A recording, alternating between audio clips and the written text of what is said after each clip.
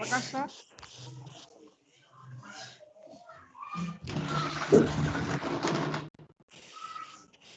Dr. Prakash? Saravanan sir. Sir, Saravanan. very good morning, sir. Very good morning, sir. Very good morning. If possible to share your PPT once we tried them? Yes, sir. Okay. Mr. Ravinder? Yes, sir. Ravinder, please welcome our resource person today. This is second slot resource person, Mr. Dr. Prakash from NIT Nagaland. Please introduce themselves. Okay, sir. Thank you. I'm glad to introduce Dr. M. Prakash, today's session.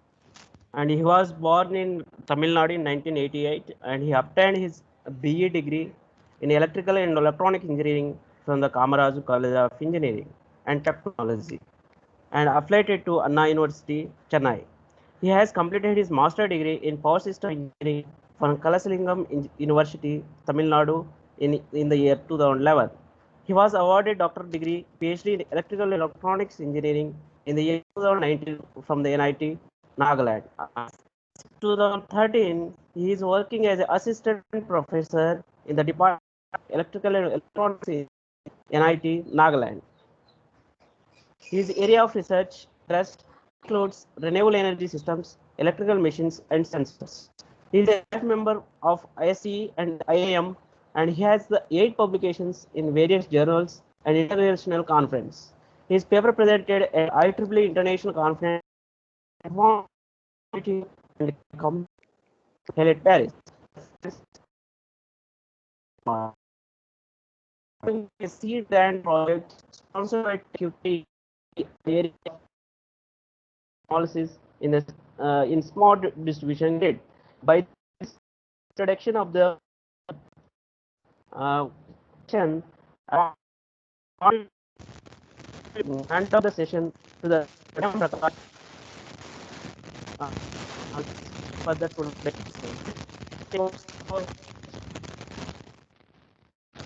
Saravanan sir, am I audible to everyone? Yes, sir. Prakash sir, it is audible, sir. Yes, sir. Thank you. Thank you, sir. Thank you for the. 1 minute, sir.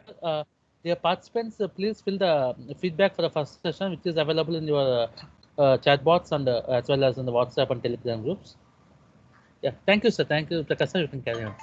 Okay, sir. Is that my slides are visible, sir? Yes, visible, sir. Prakash sir, it's visible. Yes, sir. Good morning to all the participants.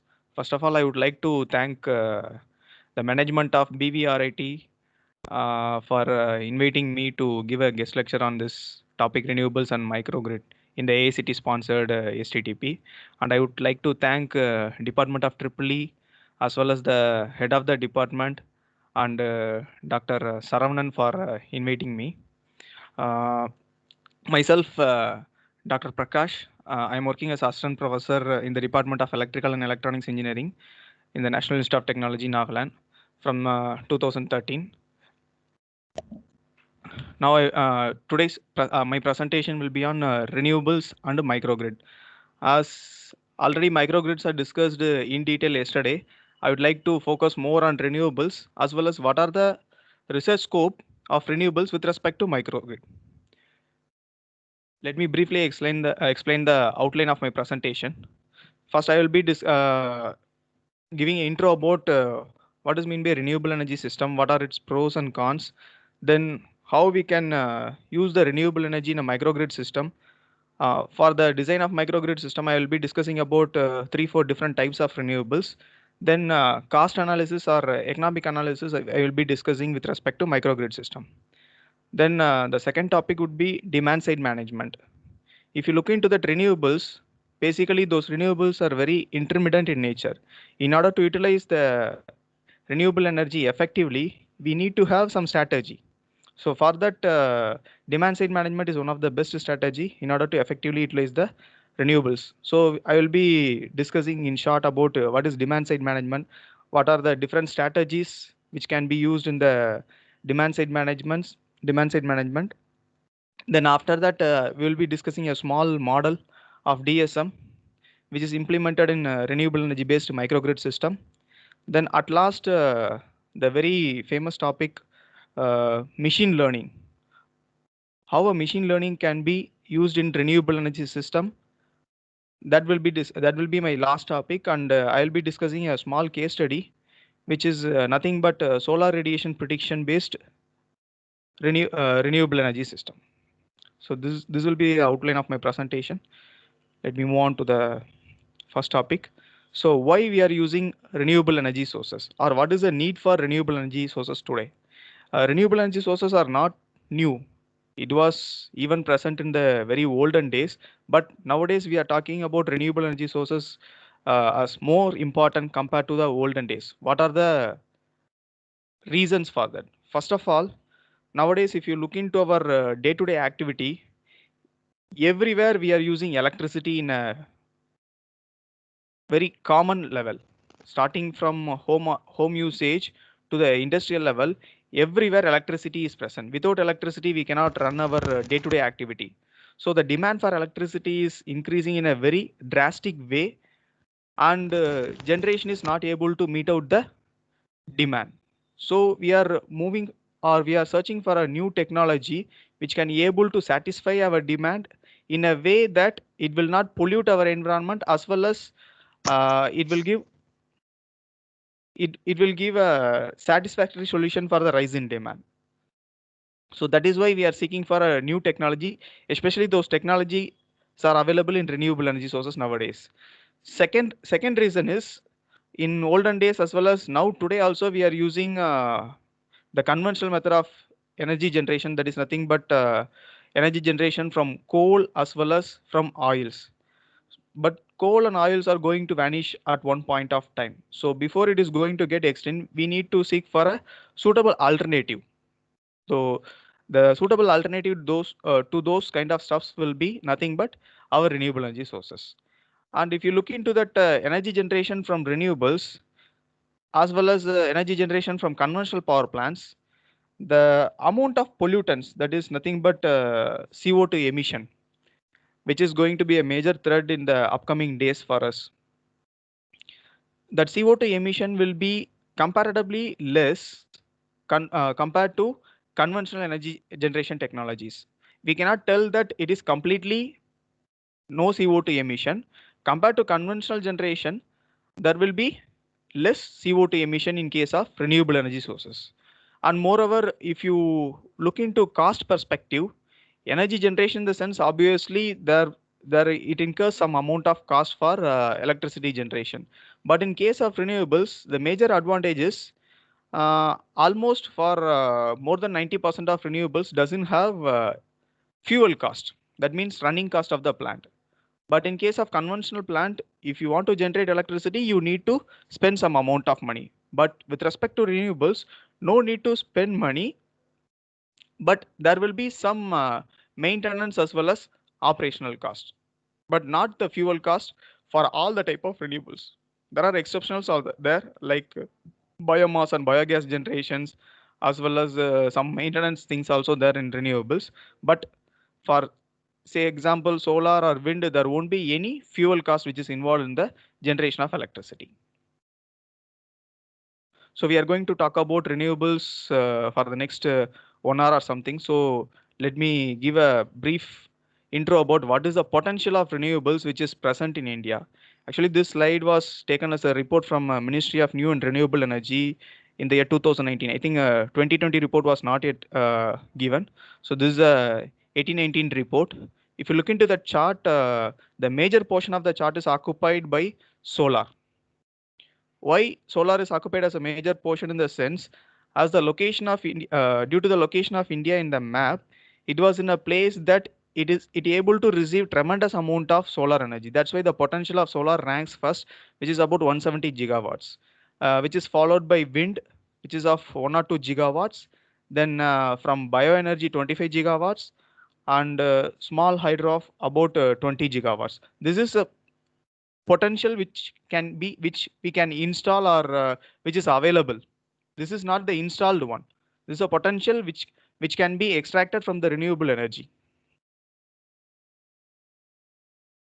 So far we have talked about what is renewable, what are all its needs, there are some advantages with respect to renewable energy systems. Then why we are not moving completely into the renewable energy system? In the sense, there are some disadvantages too.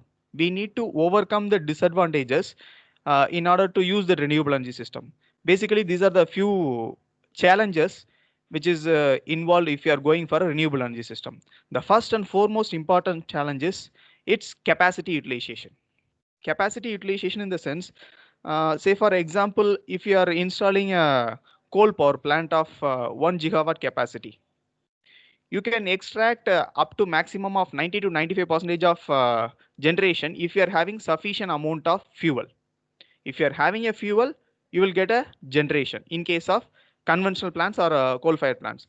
But if you look into a solar power plant or wind power plant of 1 gigawatt capacity, even though you have installed a 1 gigawatt capacity, you cannot get you cannot get electricity of 90% or 95% as in conventional plant, because you cannot expect solar radiation will be always available. So based on the input only, you will get a generation. So solar radiation is completely going to vary with respect to day and night. So you cannot expect a continuous output from all the renewable energy sources. It depends completely on a type of renewable you are using, as well as the nature of renewable. That is, the intermittency and uncertainty nature of renewable is going to affect the output of the system. So always you cannot utilize the full capacity of the plant with respect to renewables. This is one of the major challenge with respect to renewable energy system. Second one is grid integration. So while talking to this point, you need to look into the factor that whether you want to, first of all, integrate your renewable energy system into the grid, or you want to use it in a islanded mode. If you want to integrate into the grid, there are some certain factors which you need to consider, basically like voltages and frequencies. As your grid will become more stable if you are penetrating too much amount of generation from the renewables. If the grid is having sufficient generation in order to meet out the demand, at that time, due to the intermittency and uncertainty nature of renewables, if you are penetrating more amount of renewables into the grid may go into a collapse stage. So these are the challenges if you are integrating the renewables into the grid connected system. And the third one is, if you look into that large scale level of renewable energy system, which is located in a particular location, the output of the renewable, I have discussed about a large scale solar power plant, which was installed in a particular location. Say for example, in a small area of the solar power plant, say for example, the area of 1 hectare, the solar power plant was installed. In that 1 hectare, around 10 meters of area, sunshine was not there. So what will happen is, the array of panels which is located in that particular 10 meter will not produce a output.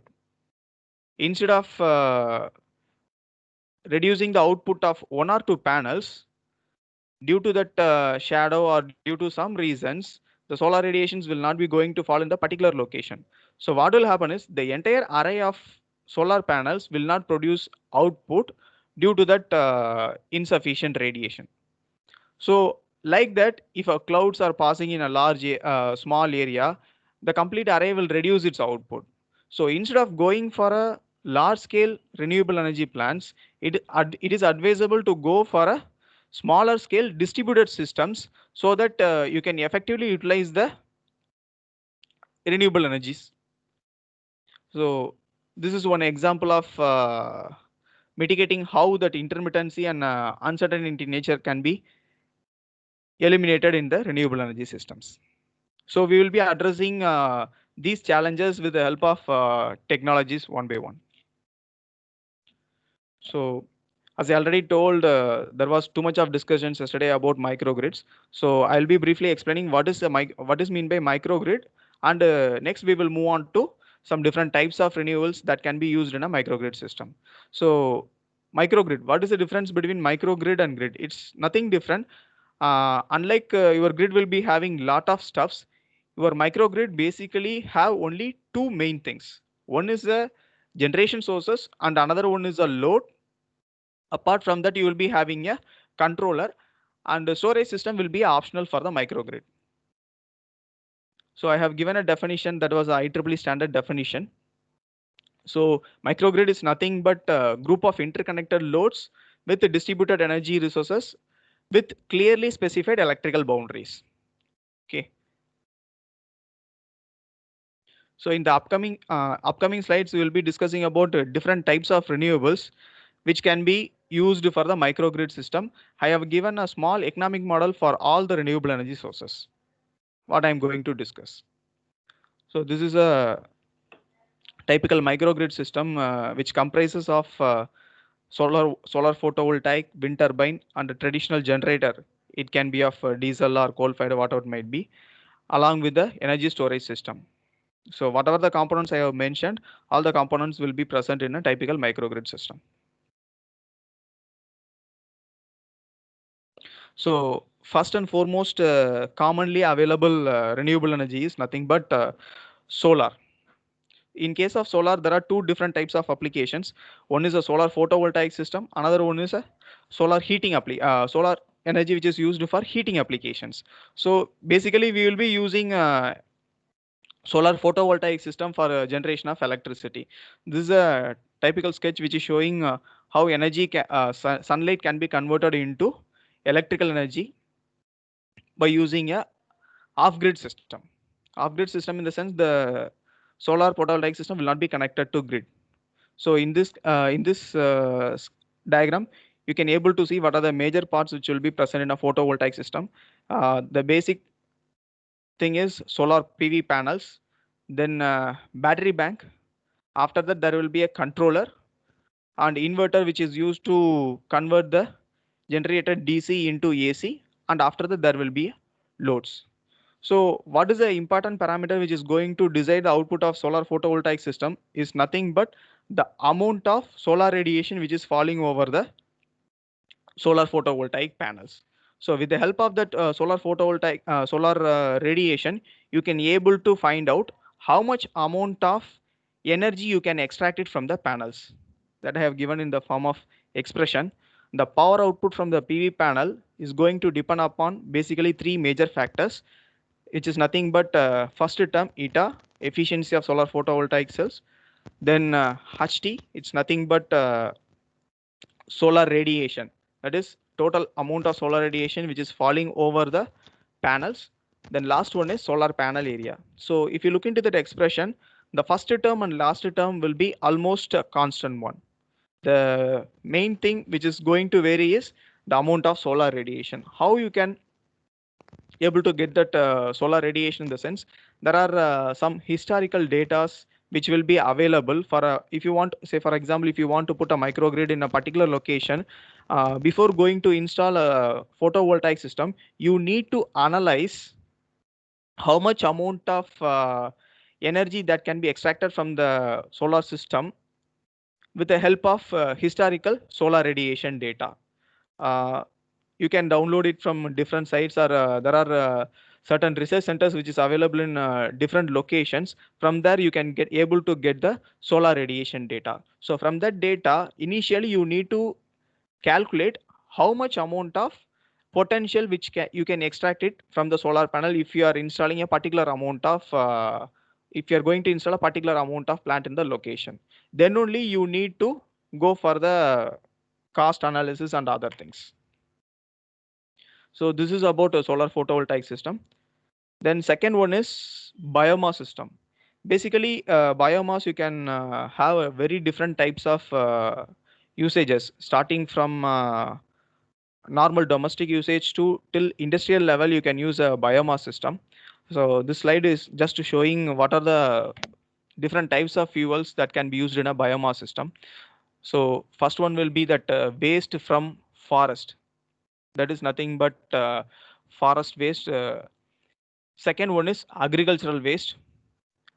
Third one is sewage. Fourth one is solid waste that is coming from usually that densely populated areas. Then animal residues as well as industrial waste. So among these different types of fuels, we are going to discuss about the biomass system, which will be working with agricultural waste as well as animal waste. So this diagram is just an explanation how your biomass fuel is being converted into electrical energy in different steps.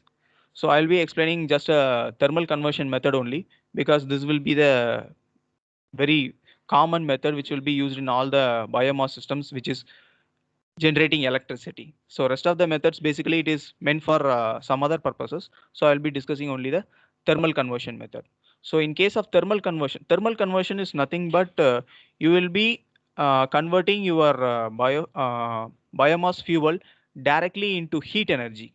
Then that heat energy will be utilized in turbine coupled with a generator in order to generate the electricity. So initially, how that fuel will be present in the how the form of fuel will be present is nothing but you will be having a solid fuel waste. That waste will be converted into dense as well as solid form in order to increase its calorific value. That is nothing but what to say, that is a pre-processing of the fuel. So your fuel will be converted into a very dense form. It will be compacted to its volume so that it will increase its calorific value. If the fuel is having good calorific value, then you can expect good amount of heat energy from the fuel. So after that pre-processing or densification process, directly that fuel will be burnt. So due to that burning, you can extract a good amount of heat energy from that fuel because of densification process. Then steam will be generated. That steam will be put up in the turbine generator set to generate the electricity. So this is a common method of generating electricity from a biomass system. So this is a simple expression which can be used to find out how much amount of power output you can expect it from a biomass system. So as I already told that here also there is a one peculiar parameter which is going to vary the output of the biomass system. That is nothing but how much amount of fuel wood you can have it in hand for the generation. That usually mentioned in terms of tons for a particular year. Then second terminology, remaining terminologies will be mostly common compared to rest of the renewables also. One is efficiency. Here one more term will be adding up, that is nothing but calorific value, that I have already explained what is the importance of calorific value. Then just operating hours, how much amount of hours you are going to operate your biomass system. The output depends on that also. Say for example, sometimes you may not have that sufficient biomass fuel at that point of time, you need to shut down your system. So these are the factors which is going to vary the output of biomass system. Next one is a biogas system. So this is a typical sketch for floating gas holder type biogas plant.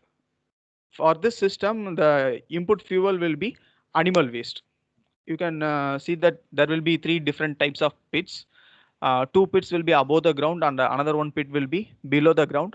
On the top of that pit, there will be a gas collection chamber. So animal waste will be mixed up with water and it will be kept in the inlet tank. So it will be slowly fed into the digester. The central tank is nothing but a digester. In that, the digestion will happen and it will generate a biogas that will get stored in the top biogas collection chamber. So once you got a sufficient amount of biogas, you can extract it for combustion, and that combustion will generate a heat. That heat can be used for a generation of electricity.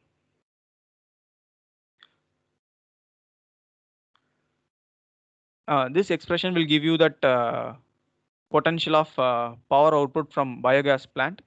This expression as well as the previous biomass expression, both are similar, except that previous case it will be fuel wood as the input fuel. In this case, how much amount of gas it is giving, that is going to be the difference between this model and the previous model. Remaining things will be same, except that calorific value as well as efficiency. Those terms will be a constant one, but it will be different for biomass as well as biogas. Next one is a micro hydro system. Guys, you might be familiar about that hydro power plants. So what is micro hydro in the sense? It is like a miniature, or you can say that it doesn't have that much requirement what a hydro power plant requires. Say, for example, if you want to give a hydro station, definitely you need to have a very big dam. But in case of micro hydro, that is not the case. If you are having a small flow of water, you can have a micro hydro system if you are having sufficient head as well as discharge. So this is a typical sketch which is showing a micro hydro system. Here there won't be any dam. Only that water flow will be diverted through a proper path, and it can be used to generate electricity. You can say that river is flowing in a particular area, and from a part of that river there was a intake way that is passing through a canal, and after that it is flowing through a forebay and penstock. That penstock will be connected to that powerhouse. There it will be generating electricity from the potential of water. So this is an expression for power output from micro hydro system. In this case, what is the parameter which is going to vary the output is first one is the potential of water which is present. That is nothing but water head. And the second one is discharge. How much fast the water is flowing. That is nothing but a discharge in meter cubes per second. So these are the two parameters which is going to vary the output. Rest of them will be almost constant. The density of water, efficiency, those things will be constant for the particular micro hydro system. Then last one is battery storage system. So if you look into the renewables, you cannot use the renewables in a standalone in the sense with the help of only renewables, you cannot expect a continuous electricity generation. Definitely you need a backup like battery storage system, or you need a backup like normal conventional plants. Compared to normal conventional plants, battery storage systems are more affordable, but it's quite costly.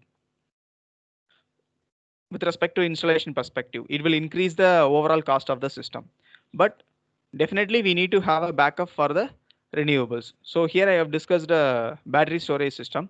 So I have put up two equations, which is basically a microgrid system which is having both generation of AC as well as generation of DC.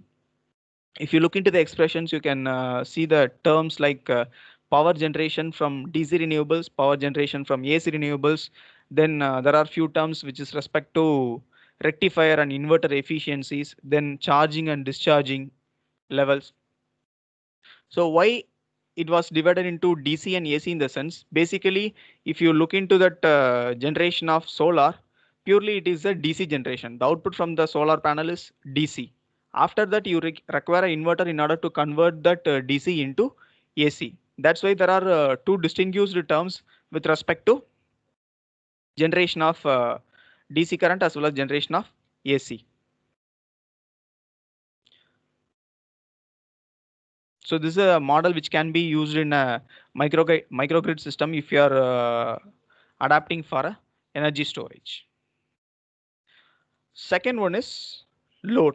First we have discussed about different generation types in microgrid. Then second one is load. I have given a load estimation for a particular microgrid which is going to be installed in a electrification of rural area. Unlike other installations, this microgrid system is going to power up only a small community of village or a small amount of people. Okay, in that case, you have to estimate what will be their average load. So there are some certain procedures are there in order to estimate the load. I have given a simple example for domestic load alone. Say for example, if you are going to electrify a particular village, you can calculate the amount of basic loads which will be used in a single home. Say for example, if you take a home, in order to satisfy the basic amenities, you require the following 4 different types of electrical loads. The basic thing is lights and fans. Then after that, there may be some entertainment stuffs like television or radio. So for these different types of loads, you might be having a different power rating. So according to that power rating, as well as number of peoples, which is number of peoples present in a particular home, you can able to calculate how much amount of power requirement for an individual house. In an average, you can calculate. Say for example, in that particular village, 100 houses are there. In average, in every house there are 3 to 4 persons. You can consider 3 persons in a home. So for the 3 persons in individual home, for 100 houses, total how much amount of light will be required. For individual homes, you can consider that to satisfy the basic electricity needs, 2 lights are required. For the 2 lights, what is the wattage? And I have given different power rating loads. The light itself, you can have a 8 watts light or 16 watts light or 32 watts light. Why I have given different categories of power rating in the sense, I will explain the concept in demand side management. Just for the sake of different types of wattages, I have used here different types of ratings will be available in individual loads. So accordingly, you can estimate how much amount of load requirement or power requirement for a individual house. So with respect to that individual house, you can calculate total power record for the whole village. So this is one typical example for domestic load alone. So like that, you can calculate that if the village is having any industries, or if the village there are some agricultural loads. So different categories of loads will be there. Accordingly, you need to estimate the total amount of power requirement for the village. This is our first model of microgrid system, purely based on renewables as well as battery storage. So here, if you look into the objective function, basically this model is nothing but cost analysis. Cost analysis with respect to optimal power output from individual resources, renewable resources. If you look into the objective function, it is a minimization function. And that objective function is going to depend upon 2 parameters. One is nothing but levelized cost of energy from renewables, and another one is optimal energy output from the renewables during a particular time. Okay, so what is the levelized cost of energy, that I will explain. That objective function is with always with respect to objective function, there will be some constraint. In this case, I have taken only the basic demand constraint. So always the generation has to be more than your demand. So this will be the criteria in order to satisfy the electricity need of a particular village. So coming to that levelized cost of energy, this is not the new term, but it is quite important with respect to renewable energy systems. So levelized cost of energy is nothing but the cost of generation of electricity, which will be incurred for the overall lifetime of the particular renewable energy system. So it will be requiring some capital cost, operation and maintenance cost, fuel cost. It may be there for some renewables, or it may not be there. Then energy generation cost, then discount rate, and all these parameters will be evaluated with respect to total lifetime of the plant. It's not like that today it is generating, tomorrow it will not generate. Tomorrow, if it is not generating electricity also, it has to be maintained in order to generate electricity. So all the factors has to be considered in order to calculate the cost of electricity with respect to renewables. That's why that levelized cost has more importance in the objective function. So these are the explanations with respect to levelized cost of energy. Once again, it's nothing but total cost which will be incurred for the plant for generating unit cost of electricity over its lifetime. And one more thing, coming to the lifetime of the renewables, it will be different for different types of renewables. If you look into that solar, basically it will vary from 25 years to 30 years in case of solar photovoltaic system. And even in that solar photovoltaic system, individual equipments is having different lifetime. Panels will be having 25 years to 30 years. But if you are using battery in a solar photovoltaic system, it has to be replaced every 5 years. And the inverter also. So within that individual system, there are different lifetimes. So all the cost has to be calculated accordingly in order to calculate the total cost of generation. That's why all the terminologies has been included.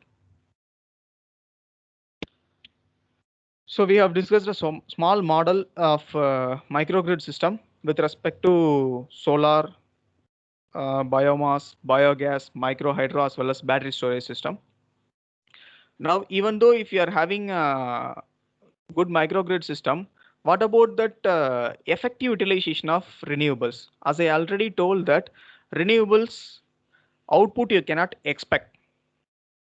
You can expect output from the renewable when the sun or wind or water flow is there. If there is no water flow or solar radiation, you cannot expect a renewable energy output.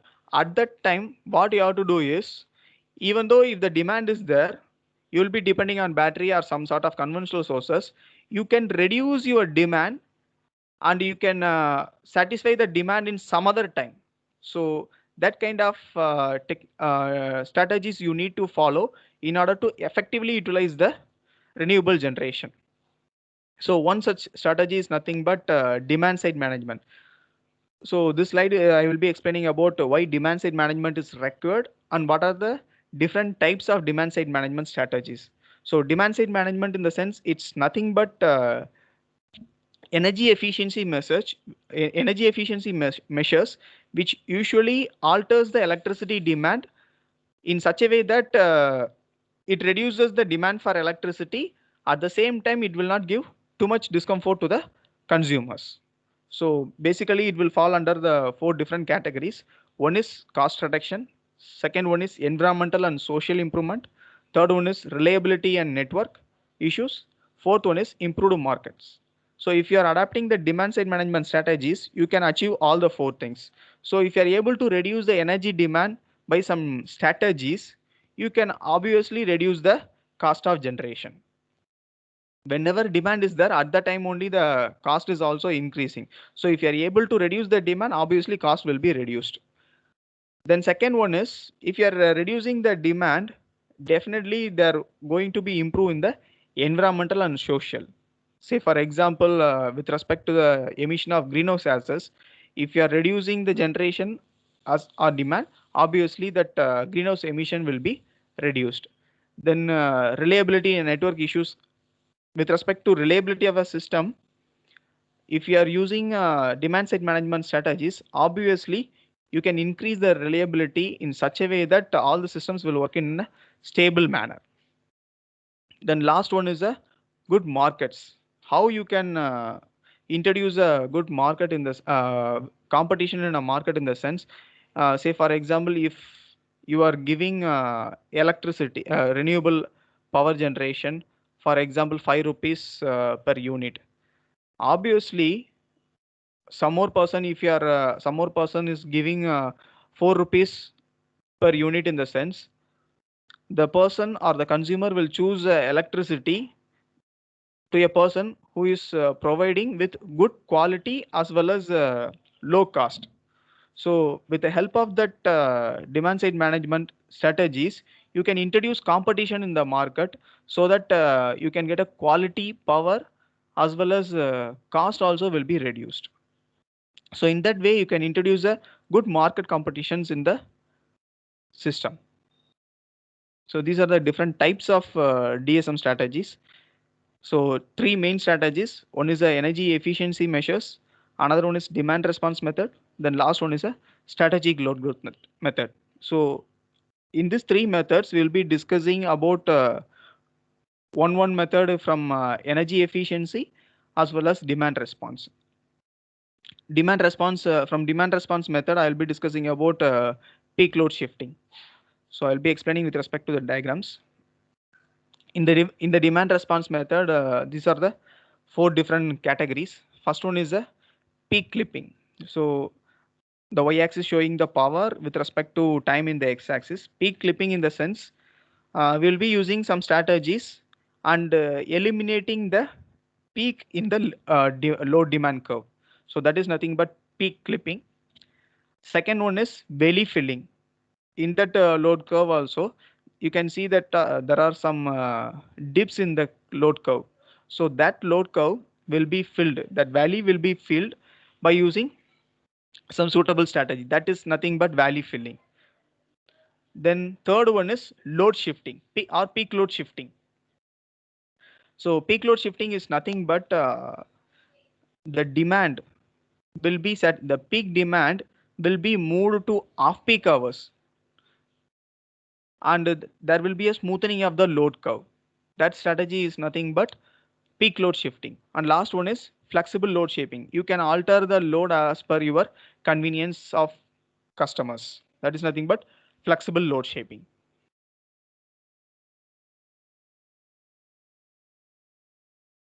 So these are the explanations about the different methods. Here I have used a small model in order to incorporate a peak load shifting based energy management strategy in a renewable energy based microgrid system. I have given two expressions in order to calculate how you can introduce peak load shifting strategy. So the first expression is for calculating the load demand without peak load shifting strategy, and the second expression is for with peak load shifting strategy.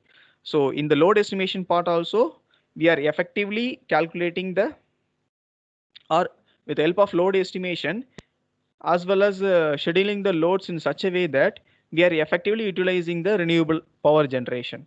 So if you look into that first expression, load at the time t, that is for non-changeable. Actually, a non-changeable and changeable loads you need to understand first. It's like non-changeable in the sense you cannot alter the usage of the load timings.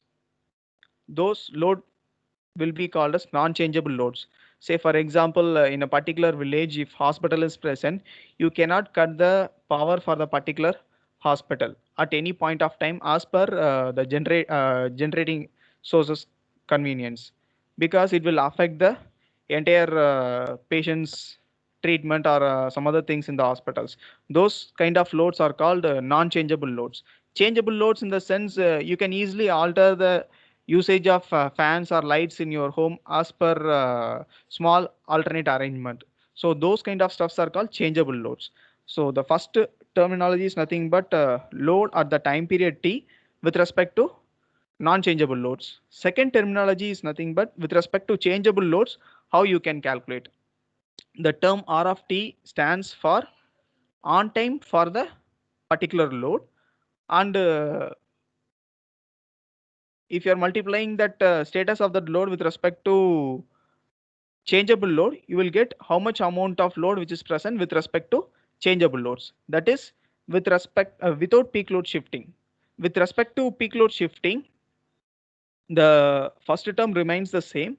Second term is how to calculate that changeable load is you will be switching off that changeable load in a particular duration. You have to incorporate that time period in order to calculate the total load. So that will give you the total demand at the particular time with respect to peak load shifting. So these are the very simple equations. By this way, you can incorporate peak load shifting strategy in a particular microgrid system. I have already shown that load detail. For that load detail, I have drawn a load curve for a 24 hours time slot with respect to its power rating. You can see there are two different curves are there. The first blue curve is the ordinary one without any demand side management strategy. And the second one is that red one, which is having slightly smoothened load curve with respect to after implementing the demand side management strategy. So if you look into the load curves, you can see that wherever the peaks are present, the peaks has been shifted to some other place in order to have a smooth load curve. So one such advantage of peak load shifting is your load curve will be very smoothened, as well as you can reduce the peak demand. So this is another expression As I have already discussed with the load estimation as well as demand side management strategy, this expression you can use it with the help of both the strategies in order to effectively utilize the renewable power generation. Again, this is also a simple cost model. The overall cost, which is comprising of 4 or 5 terms, 3 or 4 terms are similar to the previous model. The only are 2 things which is different is demand calculation with respect to peak load shifting, and another one is with respect to the appliances cost as well as replacement cost. Replacement cost is there in previous model also, but in this case, the replacement cost will be happening both in the loads as well as in the generation side also. Because if you remember that in the load estimation, I have given 3 different types of loads. Say for example, a simple light which is having 8 watts of capacity, it is going to cost around 40 rupees or 50 rupees. It has to be replaced frequently compared to a light of LED, which is costing more. So for a particular microgrid system, for a different application, which type of load will be suitable, that also you can estimate with the help of this model. So this is a process how you can establish this model in a remote location. First of all, you need to have an assessment of all the renewable resources. First, you need to get that site data. With respect to the site data, you need to estimate all the loads present in a particular location. Then estimate the load details, generation potential of different renewables. As I have already discussed 3-4 expressions for all the renewables. With the help of that, you need to estimate the potential of individual resources. Then with the help of load estimation as well as potential, you need to frame a model with different objectives. Then by solving that objective function, you can able to have a good dispatch schedule in order to satisfy the particular load demand in a remote village. So far we have talked more about how a model can be built with different renewables. Then coming to the point of reliability or cost analysis, you can use the terminology sensitivity analysis. Reliability I am not going to discuss in detail, but I'm going to discuss much about only cost analysis. So how you can expect your renewables is going to give you cost benefit, that can be analyzed with the help of sensitivity analysis. Say for example, if you consider solar photovoltaic system, the parameter which is going to vary the output as well as cost of the system is nothing but solar radiation. So the input is solar radiation, which is having direct impact over the cost of generation. Similarly, if you take a wind or biomass, wind in the sense wind speed is going to affect the cost of generation from the wind turbine. So if you plot a graph with respect to these parameters in optimal level, you will hit a point. That interaction point will be the best point where you can get good utilization of renewables with low cost generation. Here you can see a graph which is having a plot of wind speed, diesel price as well as interest rate with respect to that different optimal values of 0.6, 0.8, 1, 1.2 and 1.4. Okay, these are the different best estimates with respect to the levelized cost. So the three curves is going to interact at a common point that is going to be the best operating point with respect to cost of generation. That point you can fix, say for example, wind speed is 6 meter per second, and for a diesel price of 0.5 per liter in dollars, and interest rate of 8%. If you are operating your microgrid system in this perspective, you can get a minimal cost as well as there will be a continuous output you can expect it from the system. The next topic will be completely something different from the normal power network. That is nothing but machine learning. So why I am going to discuss about this topic is, even though you are having a you have designed a good renewable energy system with different strategies in order to utilize the demand. If you are having a vision on how much amount of renewable output from a particular solar or wind system in advance, you can have a preparation in such a way that how you can schedule your plans. So for that, machine learning is a good tool. So I have given a simple diagram in order to illustrate what is meant by a machine learning. So in olden days, there will be a traditional computer programmings which will be written in algorithmic level. In that case, you will be having a data and you will be writing some algorithms in order to execute some series of outputs. So what is machine learning in the sense? Instead of algorithm, you will be having a data as well as output. From that, your machine is going to interrupt the algorithm. So with the input data as well as output data, your machine will be generating some algorithm. So whenever you are changing the input data from the with the help of the interrupted algorithm, your machine will give you a output. So this is a traditional simple example how your machine learning is working.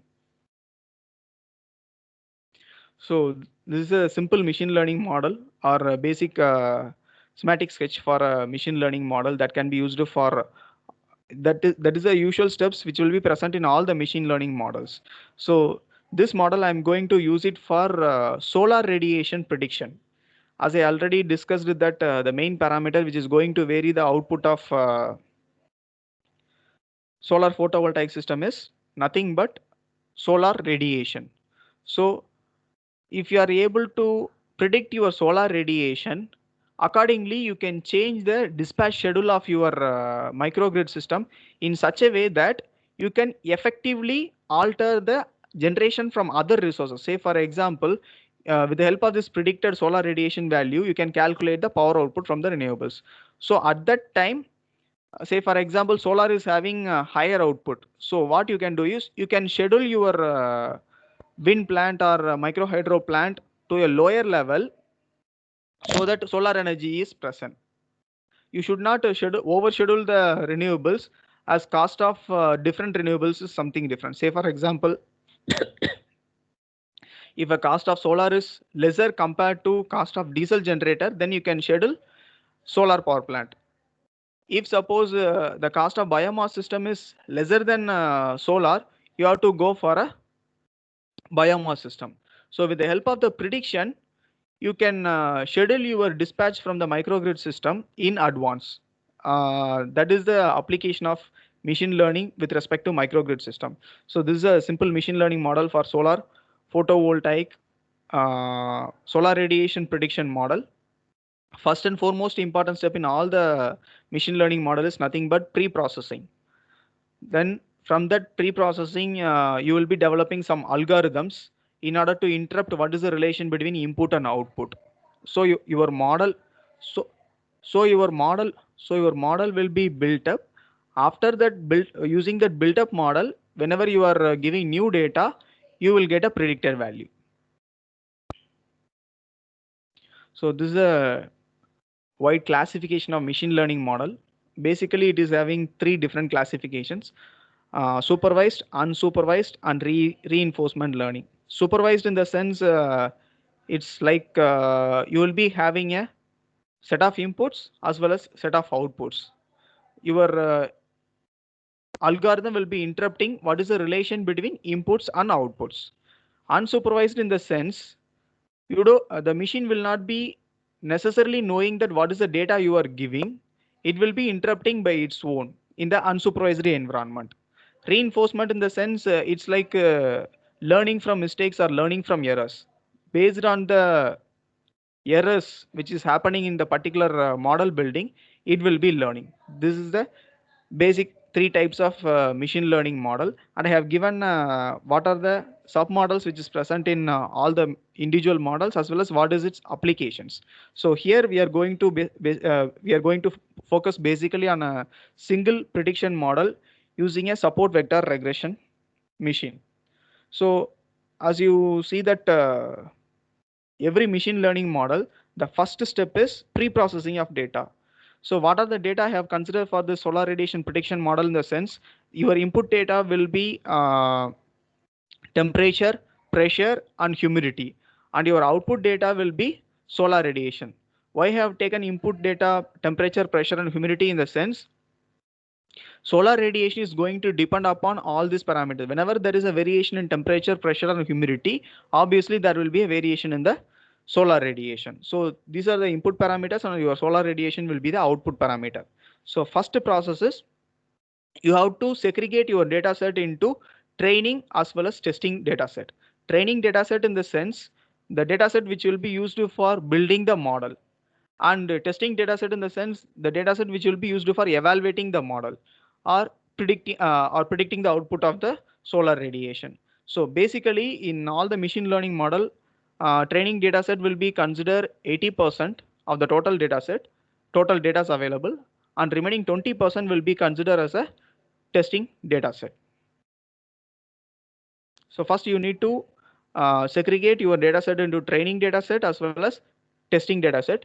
Then for all the models, there will be some parameters. Say for example, how in optimization model, there are some parameters you need to adjust in order to get a good convergence criteria. Similarly, this support vector regression model is also having some parameters like C, gamma, and epsilon, which has to be initialized in the early stages of the model building. Then you can go for training your model with the data set. Once you have reached that training error with a good accuracy, you can stop your model. Then with the help of the testing data set, you can predict your output. Or if the model is not achieving proper accuracy, once again you need to go from the stage 2. That is nothing but you need to reinitialize the parameters and once again do the same procedure in order to get the good accuracy in the model.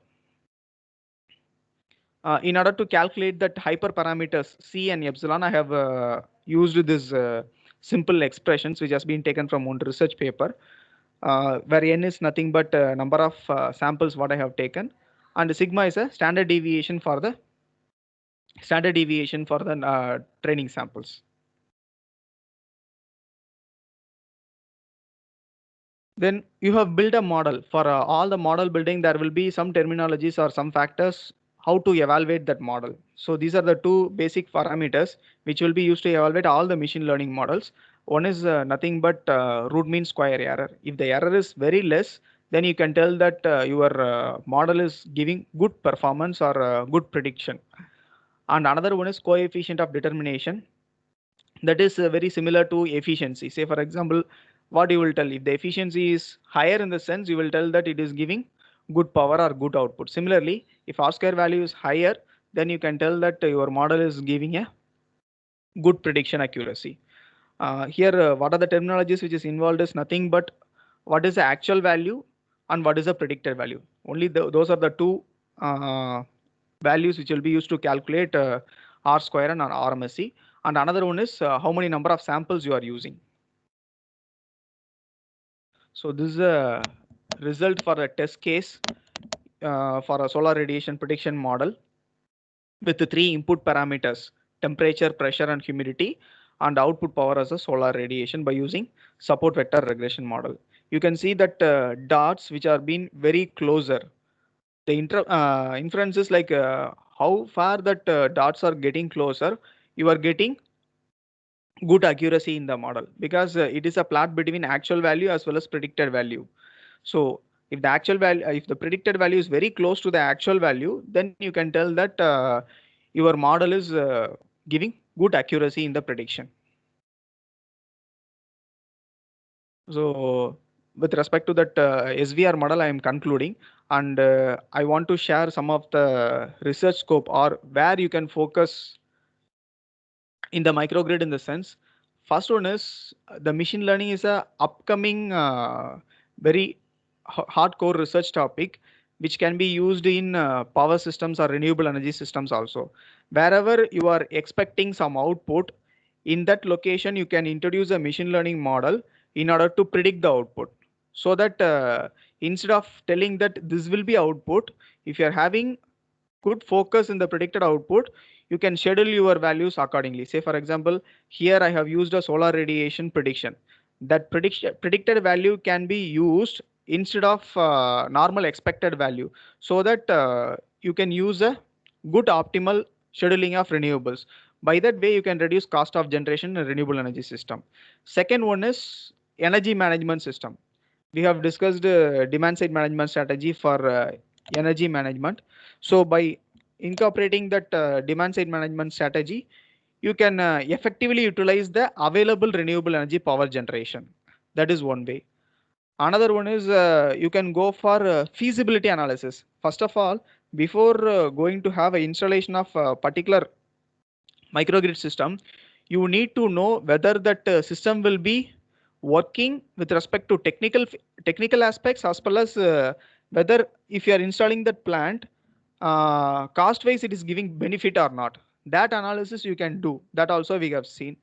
Then you can go for different novel algorithms for dispatch of your renewables, or you can size your renewable energy systems in optimal way by using that algorithm. So these are the major focus of research with respect to the renewable energy based microgrid system. So with this, I would like to conclude. If participants are having any queries, they can raise now. Yeah, Yeah, thank you, sir. Thank you very much. I have a question, sir. Yes, sir. Please. So myself, I am Chandrababu, sir. I have a small question.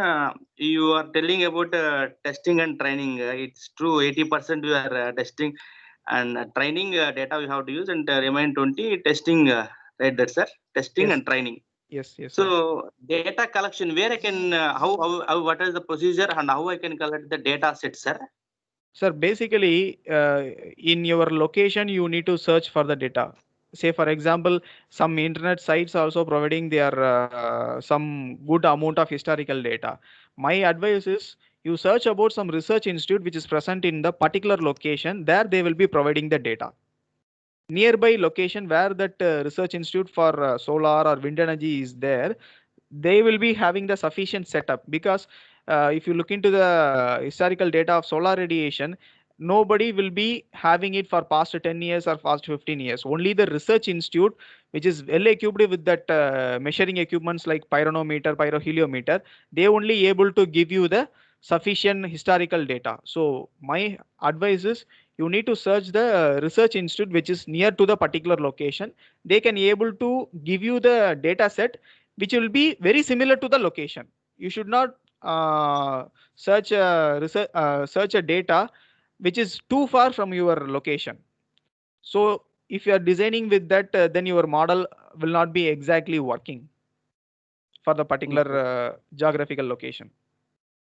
For example, if I design simulation model, sir, for Yes. not in practical orientation, simulation model, I have a basic simulation circuit with the PI controller.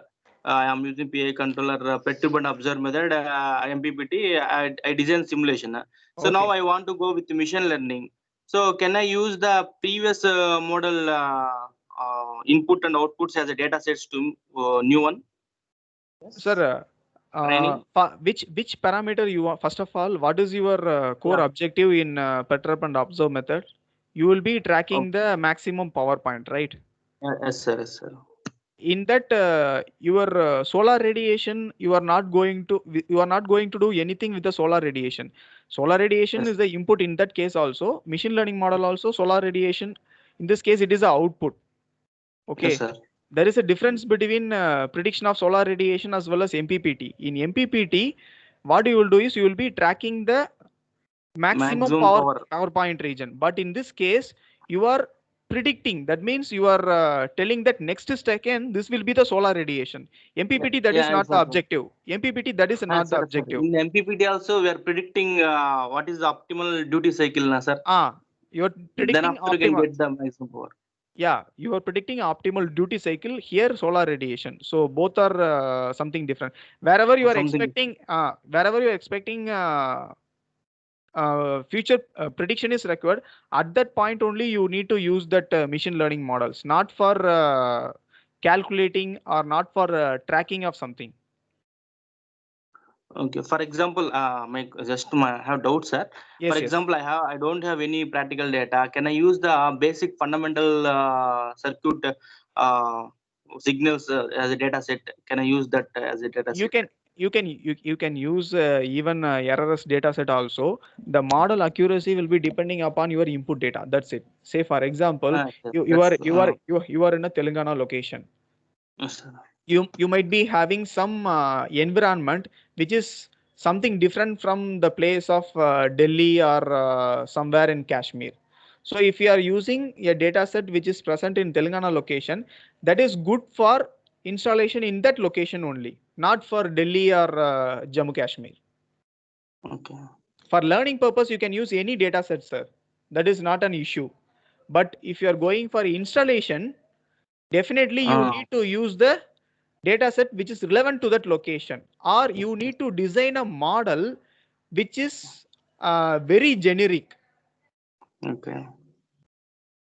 Again, location to location, we have to take separate circuit, na, sir, separate model Yes, yes, yes, with yes. separate data sets. Yes, yes, sir. If I consider practical condition. Yes, yes. And one more thing, sir, that cost analysis you told, no, sir. Yes. In PV grid connected system, how we can get that cost analysis, sir? Sir, actually, what I have discussed is completely off-grid system. I haven't discussed anything about grid. Okay, completely off-grid system. Your input variables are nothing but your solar radiation with respect to photovoltaic, wind speed with respect to wind turbine generator system, and biomass fuel with respect to biomass system. These are the input variables which is going to definitely vary the output energy of the system as well as in turn cost of the system. So if you are techniques, sir, optimization techniques, is there any techniques is there, sir, to find the to do the cost analysis, sir? Optimization techniques you can use in order to achieve optimal output. This sensitivity analysis you can check if there is an increase in the availability of fuel, then what will be the variation in the cost of generation. Say for example, solar radiation available is 600 watt per meter square in a particular time. At that time, what is the cost of generation, 1 unit of power? If the solar radiation available is 1000 watt per meter square, at that time, obviously your output schedule will be varying. So at that time, what is the cost of generation? That you can find it out with the help of sensitivity analysis. Okay. From that you can do the cost analysis. Yes. Okay, sir. Thank you, sir. Thank you very much, sir.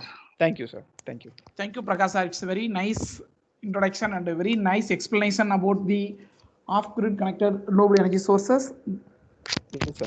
And any participants having any queries? Any other queries? Post in this chat box. I will check the chat box, sir. Can machine learning apply to this scenario from Gurucharan Reddy? Sorry, sir. He has posted that can machine learning apply to the scenario? Which can machine learning apply to this scenario? Which scenario, sir? Mr. Gurucharan Reddy, sir, is your Gurucharan Reddy. Yeah. You can ask directly. Which scenario you are talking about? Mr. Gurucharan. Sir, you unmute your video, unmute your audio, and ask directly interact with our resource person. Oh, continuation is there for a grid connected solar plant. Sudden cloud appears and generation drops to 20%. How system is affected? What about the system protection? Sir, what is your question, sir, Mr. Gurucharan?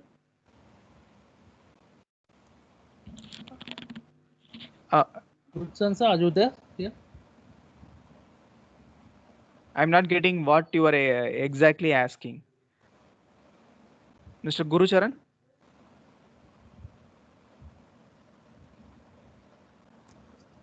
I think he's talking about something variation of solar power plant output with respect to partial shadow condition. Yes, yes. You got it. Partial shadow condition. Yeah, that can be incorporated. That models can be built with the help of machine learning tools for a partial shading condition also. Accordingly, you need to devise some machine learning model. That is possible. We are obviously we are calculating or predicting the solar radiation output. So whenever there is a change in the input, obviously that will be accounted in the output also. That you can do. Yeah. Then another question is, please share SVM programs, sir, if possible. Actually, openly telling, there is no standard SVM program which will be available for a particular scenario. You can surf it in net. Nowadays, everything is available. If you want to write a code for wind energy model by using SVM or SVR something, you can search it in open Python libraries. Tools will be available. Only thing is you have to change that code according to your scenario, as well as you need to change the data set. There is no standard coding which is available for all the models. It's readily available in net. You can search it and you can take it out. Yeah. Dear participants, do you have any queries? If any other queries are there, you can raise in chat box or you can ask directly. You can unmute and you can ask the questions. Okay, sir, Naresh sir. Yes. I think this is the well literacy session.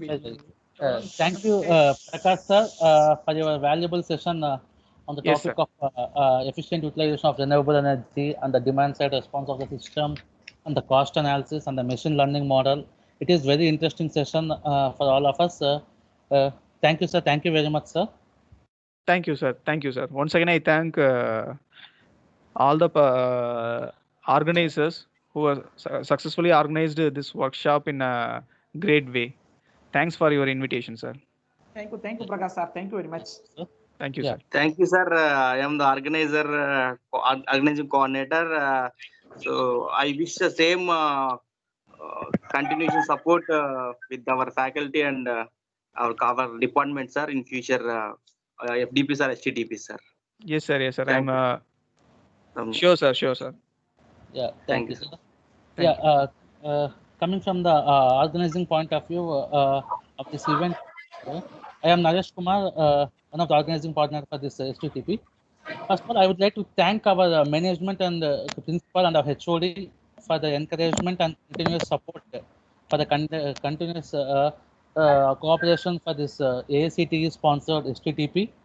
And again, from the organism point of view, it was a bit challenging for us to arrange the resource persons from various IITs, NITs, and the industrialists, which are having a practical exposure for almost 16 sessions for this 6 weeks for 1 week SPTP. And finally, it came into existence with the support from our HOD and all our department faculty who has supported a lot. And I would like to thank all these eminent resource persons for delivering the valuable lectures on the recent trends in the research areas. And I would like to thank all the participants for the cooperation for the smooth conduction of this HTTP from the past 6 days. And also, it was also a bit challenging for us to arrange this HTTP through an online mode, that is from the virtual mode. Thank to our network team who has supported a lot for making this event for smooth conduction, even though it is through online. They have supported a lot for this. And I would like to request all the participants to give the valuable feedback on this AICTE sponsored HTTP Series A.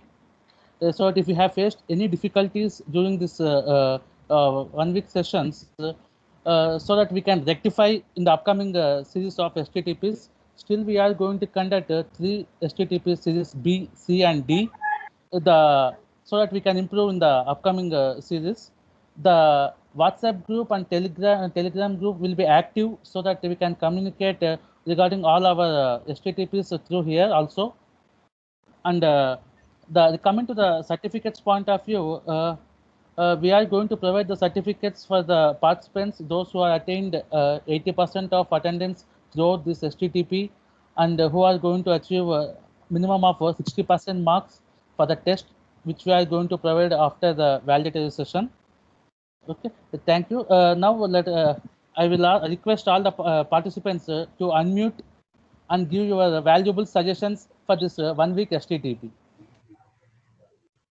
Hello, sir. Sir, very good afternoon, sir. Yeah, sir. Yeah, good afternoon, sir. Sir, this is, may I speak, sir? Yes, yes, sir. Sure. This is GVSSN Sharma from Mathurishri Engineering College, sir. So, first of all, I congratulate the organizers for successfully organizing the 1 week AICTE STTP with 6 hours per day schedule and with eminent speakers. Sir, is it audible, sir? Yes, yes, sir. It's audible, sir. Sarma sir, it's Yeah. audible. It's really a great job by convener and coordinators for finding the speakers from different reputed organizations. Really, all the sessions are very informative and very apt to the title that is given, and they are very practically oriented, sir. The time management of the program is very remarkable and appreciable because 6 hours per day, 6 hours per day, we have not attended in the online. But when I just registered for the program, I felt that whether I can manage my time and attend all the sessions or not. Really, with a great difficulty, sometimes we have attended all the sessions. And I request the organizers a small suggestion to take in future. Please plan to organize half day, at least from 10:30 to 1:30, like that, 3 hours per day or 4 hours per day, half day, so that faculty can attend the sessions with flexibility by planning their activities properly. But really, this STTP is very excellent, sir, and very informative. Thank you for the organizers for giving me this opportunity to attend. Thank you, sir. Thank you, sir. Hello. Thank you, sir. Hello. We will look on. Yes, sir. Good afternoon, sir. Good afternoon, sir. Tell me, sir. Yeah, sir. Continue, sir. Hello. Good afternoon, sir. Myself, Dr. Naveen Kumar Sharma from Punjab Technical University. First of all, congratulations to all coordinator and management department to organize this such a wonderful FDP program. And I also thanks to our expert to give a valuable knowledge regarding the power sector and solar energy and our different area. And these are the very enjoy because the all session give us the direction of practical application in power sector like battery storage and grid connected power sector. So I am very impressive to attend all section and all of presentation. And the session was great learning experience as worked in power sector. It might need interest to all session because my area is the also power sector in competitive electricity market in deregulated power market renewable energy sources, just like optimum location of the renewable energy sources, like especially wind and solar. So thank you for all expert and all organizer and very wonderful experience. Thank you, sir. Thank you, sir. Any other participants? Good afternoon, sir. Thank you very much, sir. Hello, sir. This is Vishwaswara, sir. Good afternoon, sir. Hello. Hello. This is Yeah, Vishwaswara. continue, sir. Continue, sir. Sir, this is Vishwaswara from Amravati Metropolitan Region Development Authority, Vijayawada. Hello, sir. Welcome, This sir. is audible, sir. Yes, Yeah. sir. It's audible, It's sir. audible, sir. Audible, sir. Sir, firstly, I am thanking the management of PVRIT Hyderabad for conducting in a smooth way without any interruptions. And also, I congratulate the HOD sir of Tripoli and all other supporting faculty for successful conduct of STTP, sir.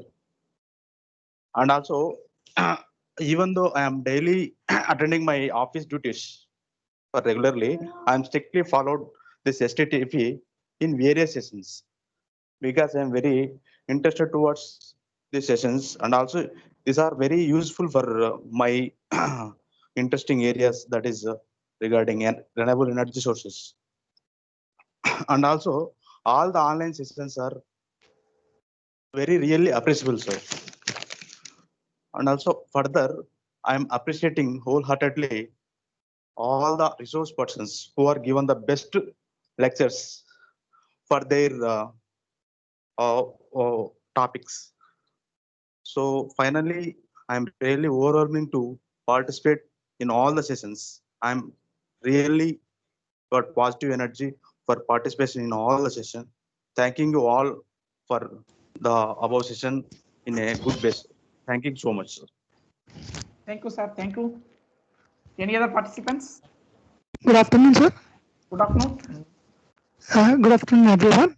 I am Dr. Eganga Dinesh Kumar from Sridevi Women's Engineering College, Hyderabad. First of all, I would like to thank the management of BVRIT, principal, HOD Tripoli, and the coordinators for organizing this short-term training program.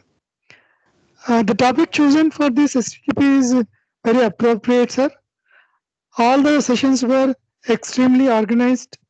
The speakers are very good. They delivered all the lectures nicely and they clarified the doubts properly.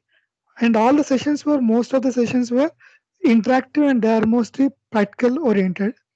And this topic, whatever the lectures we have listened, they definitely they are going to create interest in the upcoming uh, researchers, those who are trying to pursue their PhD. It will be definitely helpful for them, and those who already done their doctorates, for them also, it will be definitely useful to continue their research.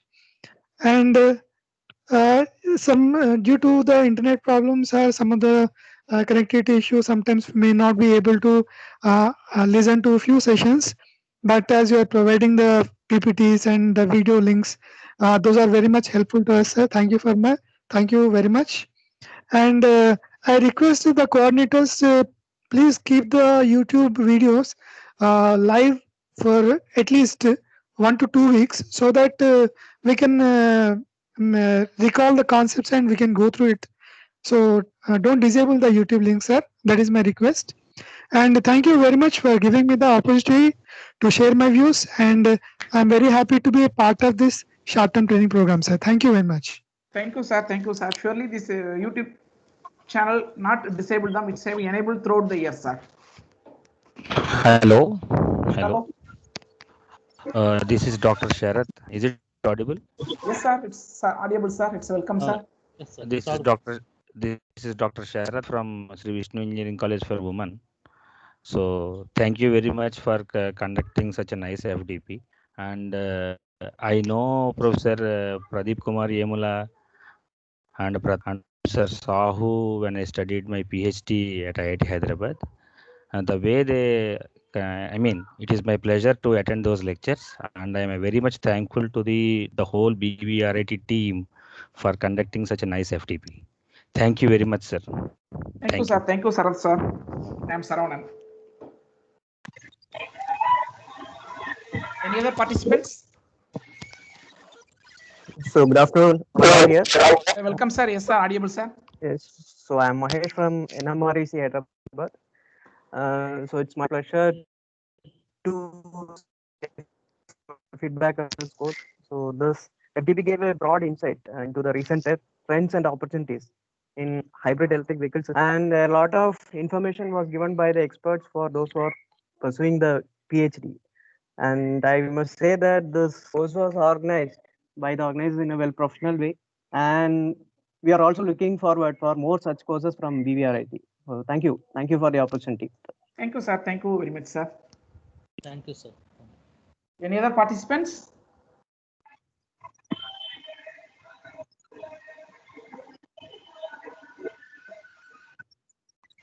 Yeah. Any other participants to give the value? Hello.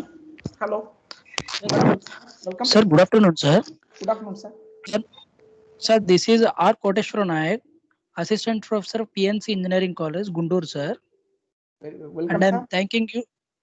thanking you all of BVRIT team and lecturers and guest faculty, sir. I have actually planned before 2 years charging station, organizing one charging station, but I don't know how to manage it, how to organizing, how to some powers that like sir. This is very useful to me, sir, for Thank you, sir. organizing or constructing charging stations, sir. This is the future, and I have planned PhD also, sir.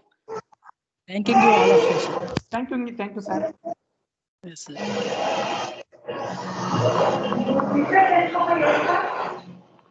Sir, no, Hello. sir, HOD sir just joined. Okay, sir. This time. Sarvan sir, this is Dr. Vasudev Naidu Yes, sir. from Welcome, sir. Mathematics Engineering College. So very nice organization. This is the pandemic situations. You are very excellent to have organized all sessions and eminent by the eminent expert lectures. Very nice coordination, sir. Thank you, sir. Thank you. Your appreciation. Such type of events will in future also you have to make conducted and invite all the academic faculties in future. Sure. Anyway, we'll conduct for the next STTP fund September, either 3rd week or 4th week, the same title. It's in the series B. Anyway, surely I will send the brochure and every information to all the registered participants. We are already having the mail ID as well as the WhatsApp group also is there. Surely we posted this information, sir. Okay, sir. Thank you very much. Thank you, sir. Thank you, sir.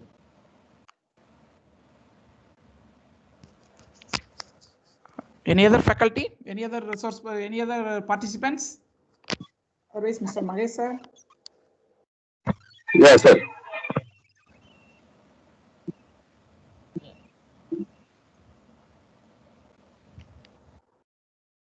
Sir Mahesh, sir.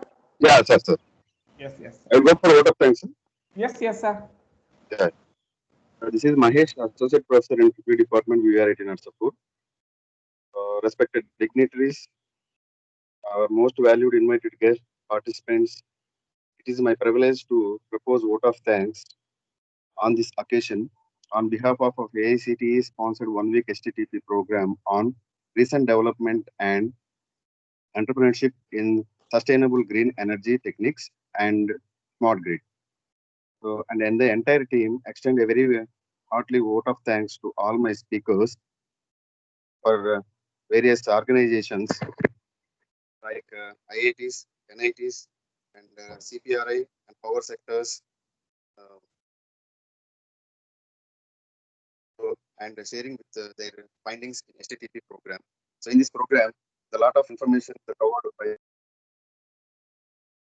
scheduling of EV charging in advancement of machines and power converters of electric vehicles, G2V and V2G technology in electric vehicles, grid integration of renewable energy sources, design of power converters for renewable energy sources, smart grid and smart metering, renewables and microgrid. So I thank our management of BVRT Narsapur for a great support conducting such type of events. I thank our Principal BVRT Dr. Lakshmi Prasad sir and our HOD Dr. K. Rayudu sir for continuous encouragement for conducting the program. I thank all the participants for excellent support for making the program a grand success. Thank you, Honorable. Very good afternoon. Very good afternoon, this Mahesh sir.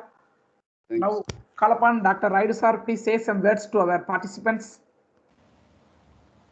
Rayudu sir. Good afternoon, one and all. Am I audible to you? Yes, sir. It's audible, sir. Yeah. The Honorable Chairman, sir, for Sri Vishnu Educational Society, and Vice Chairman, Sri Ravichandran Rajgopal, sir, and my dynamic principal, sir, Dr. Lakshmi Prasad Garu, and all my deans, heads of the departments, and my dear participants, and all my faculty and the students, teaching, non-teaching. A very good afternoon to you all, and a happy Vinayak Chavati to you all. And I would like to thank my management for encouraging to conduct the AICTE sponsored short-term training programs and the faculty development programs to bridge the gap between the academicians or academia and the industry by calling the resource persons from industry in the academia, and we are very happy to share that yesterday also we received one more grant from AICTE under AICTE Quality Improvement Scheme under the name of Dr. Pramila Madam from the Department of EEE BVR8 in Narsapur. On this platform, I am congratulating Madam also, and the source, inspirational source behind this, all my faculty is our visionary management. So I would like to thank all the professors, industry experts who have given their valuable time for 6 hours a day for organizing our faculty members.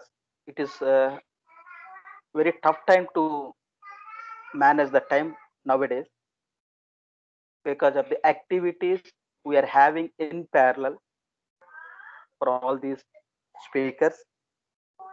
Even though by respecting our invitation, these people have been agreed. I am thanking each and every speaker, starting from Dr. Pradeep Kumar Vemula sir to Dr. Prakash sir from NIT. I am thanking each and every speaker name by name, and the participants by their patience listening, by maintaining the online classwork from the respective colleges, and sharing time for improving the knowledge. I know some of the participants like Sharma sir from MES sir, and I am very happy that my team EEE department, starting from coordinator Dr. Saravanan sir, is actually in Chennai till 2 days before the commencement of the FDP. Because of his committed nature, this program can be run remotely also, as it is online program. But he committed that he came from Chennai to Narsapur 2 days in advance, and he has gathered all the faculty like Professor Naresh Kumar, Professor Chandrababu, all the faculty name by name. Sorry if I miss any names. I cannot read all the names because of the short of time. But today also,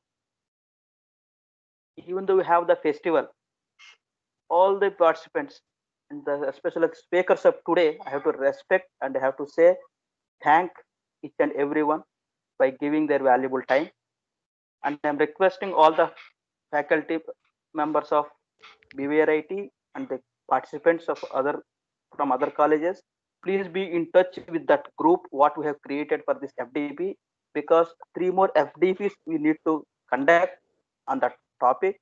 We would like to call all IITians and NIT professors to give you the better idea, the better knowledge, what they have in their minds. And this recent FDP what we have received also is on the latest technologies like electric vehicle components, technologies, challenges, and future development. This title also is so encouraging. It gives the lot of motivation to participate. So please be in touch with that group. All the recent developments and technologies and the FDPs that we are going to conduct will be posted in that group. I don't want to take much of your time because it's a festival mood. I am also running 2 things in parallel. One is attending this class, Prakash sir class, and doing puja. My coordinator requested to join. Then I am running puja and session in parallel. So by the grace of God, I completed now by the end of this session. So I thank all the organizers of EEE department, name by name, and the participants for patience listening, and the speakers once again. Thank you one and all. Thank you, Saravanan sir. Thank you, sir. Thank you, sir. Raidu sir. Thank you for your presence. Thank Yeah, you, very sir. good I afternoon. request all participants, Saravanan sir, Yeah, can we one- take one photo, sir? How? By requesting all the participants unmute their video. 1 minute. Yes, sir. Sure. Please continue, sir. Dear participants, please submit your video to take one photograph.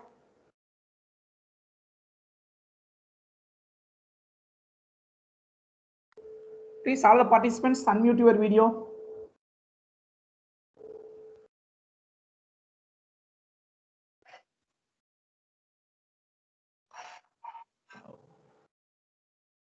Sir, good morning, sir. Koti Reddy, sir.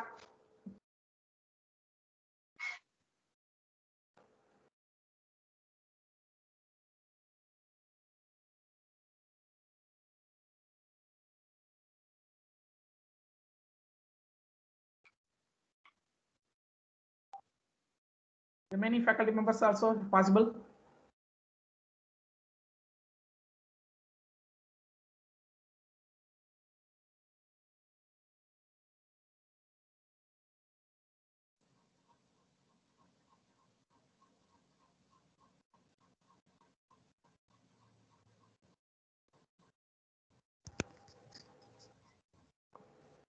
Chandravasu, are you take photo? It's over.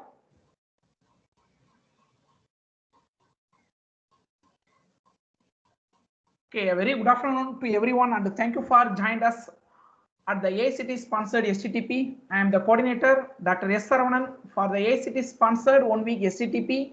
First of all, I thank our management and principal, HOD, resource person from reputed institute like NIT, IIT, CPRI, and industry, and the faculty members and participants. It's my privilege to propose a vote of thanks to everyone in these occasions. I acknowledge the unwavering support received from the principal sir, HOD sir, and the faculty members. Thanks to everyone. My thanks also go to all the faculty members who have given their precious time in organizing in this AICTE sponsored STTP. I would like to I acknowledge Mr. Chandrababu for managing the session online, Mr. Naresh Kumar and management including feedback session, Mr. Magesh and Mr. Ramachandra for introduce the resource person, Mr. Rama and Dr. Premila for coordinating the inaugural session. I thank all the participants for the excellent support for making the program a grand success. Thanks to everyone. Thank you. Hey, Chandrababu sir. Yes, Chandrababu sir. Please say some Yes, sir. Yes, sir. participants. Thank you. Yeah, thank you very much, sir. Thank you, HOD sir, and coordinator, program coordinator Saravanan sir. And we stress anyway a lot. We know in all are know how to. This is difficult to conduct in online anyway. With support of HOD sir and you, and even participants also supported very much. For that, we successfully completed this 6 days STTP, sir. So I wish all the participants will continue in our next sections also. I'm thankful to all, each and everyone. Thank you very much, sir. Thank you, sir. Thank you, Chandrababu sir. Thank you, sir. The participants, we will post a test link for now, which will be active for 1 hour after the posting of the link. Okay, kindly complete within the time. The certificates will be provided for 4 to 5 days to your mails. Those who have attained 80% of the attendance and having 60% of the marks secured in the test link. Okay. Further any queries, you can contact us. Okay. Thank you. Thank you, participants. Dear, based on your support only, this program completed successfully. Thank you to each and every participants. Thanks, everyone. Thank you.